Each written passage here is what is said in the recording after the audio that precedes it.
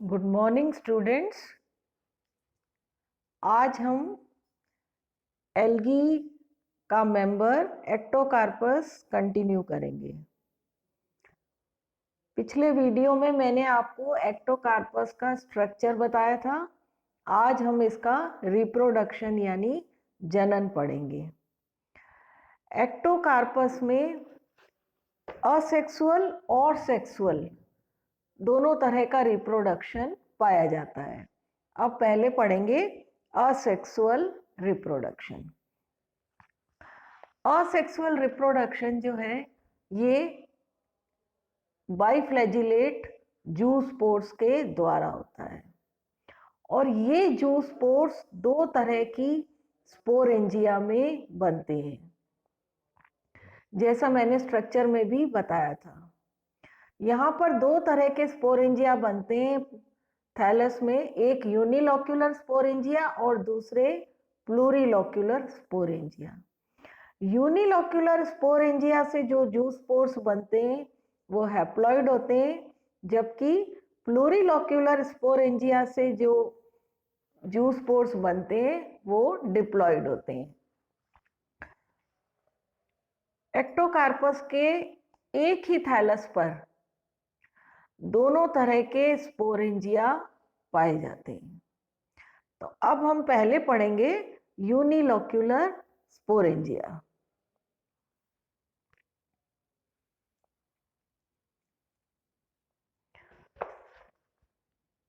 Unilocular sporangia ये केवल diploid plants पर पाए जाते हैं। ये स्पोरेंजिया जो होते हैं इनमें व्रंथ हो भी सकता है और नहीं भी हो सकता है। ये गोलाकार यानी राउंडेड शेप के होते हैं।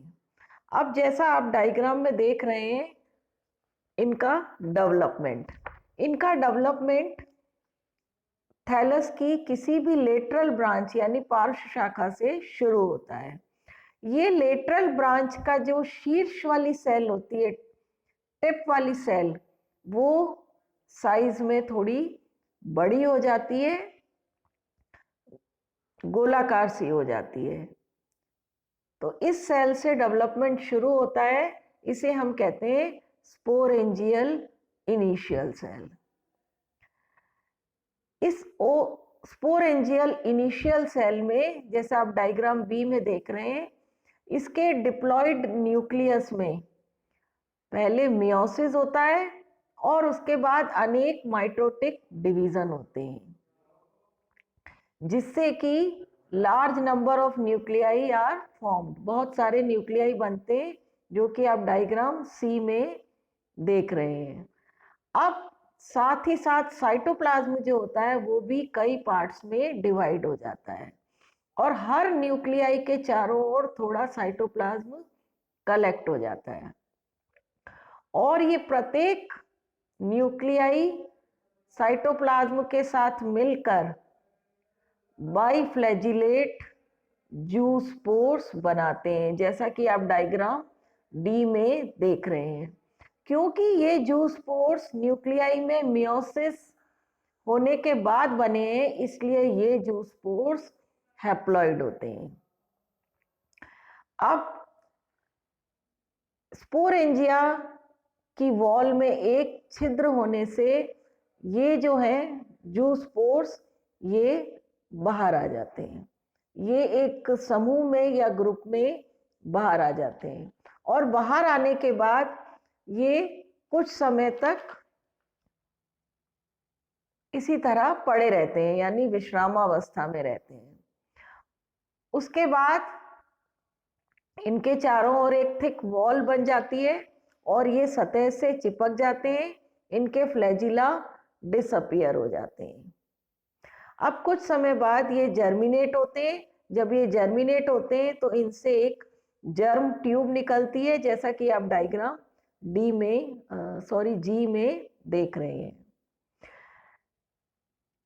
ये जो मैंने आपको बताया था बाइफ्लैजिलेट जू स्पोर्स, इसके फ्लैजिला दोनों असमान लंबाई के होते हैं, एक छोटा होता है और एक बड़ा होता है और ये लेटरल साइड पर लगे होते हैं।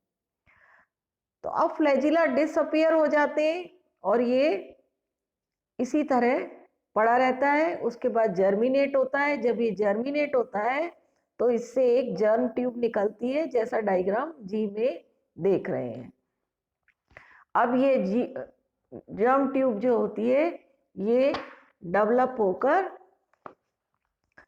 फिर से प्रोस्ट्रेट फिलामेंट यानी श्यान तंतु इससे विकसित होता है और फिर इस तंतु की कुछ सेल से ऊपर की तरफ उदग्र तंत्र यानी इरेक्ट सिस्टम विकसित होता है। क्योंकि जूस्पोर्स यहाँ पर हैप्लॉइड है, इसलिए इससे बनने वाला थैलस जो होता है वो भी हैप्लॉइड होता है। तो ये तो हुआ यूनिलोक्यूलर स्पोरेंजिया द्वारा। अब हम पढ़ेंगे प्लूरिलोक्यूलर स्पोरेंजिया द्वारा। प्लूरिलोक्यूलर स्पोरेंजिया से भी डेवलपमेंट बिल्कुल सेम है जैसा आपने यूनिलोक्यूलर में पढ़ा है। यानी यहाँ पर भी डेवलपमेंट किसी भी लेटरल ब्रांच की शीर्ष वाली सेल से शुरू होता है, जिसे स्पोरेंजियल इनिशियल सेल कहते हैं। इस स्पोरेंजियल इनिशियल सेल में फिर कई सारे ट्रांसवर्स डिविजन्स होते हैं, जिससे 6 से 12 सेल्स बनती हैं, जैसा आप डायग्राम बी में देख रहे हैं। अब इन सभी सेल्स में फिर लॉन्गिट्यूडनल डिविजन्स होते हैं। तो इस तरह से ये जो प्लूरिलोक्यूलर स्पोरेंजिया है, जो कि साइज में यूनिलोक्यूलर स्पोरेंजिया से बड़ा होता है और ये ओवल शेप्ड होता है। तो कई सारे ट्रांसवर्स और लॉन्गिट्यूडनल डिविजन्स होने से इसमें बहुत सारी सेल्स बनती हैं। करीब इन सेल्स की करीब 20 to 40 लेयर्स होती हैं।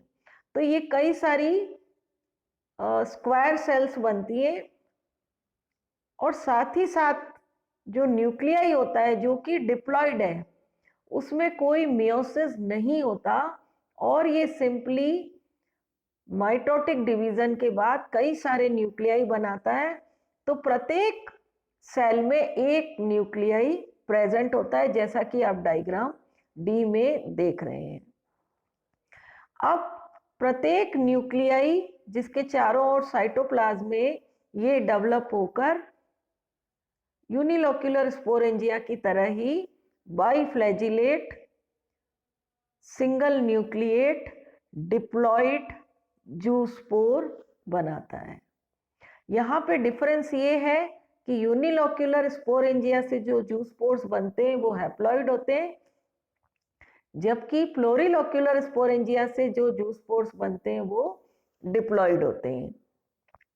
अब उसी तरह इसमें स्पोरेंजिया में एक छिद्र बन जाता है और उस छिद्र के द्वारा ये सारे जूस्पोर्स जो होते हैं ये बाहर आ जाते हैं और बाहर आने के बाद कुछ समय तक पड़े रहते हैं और उसके बाद ये जर्मिनेट होते हैं।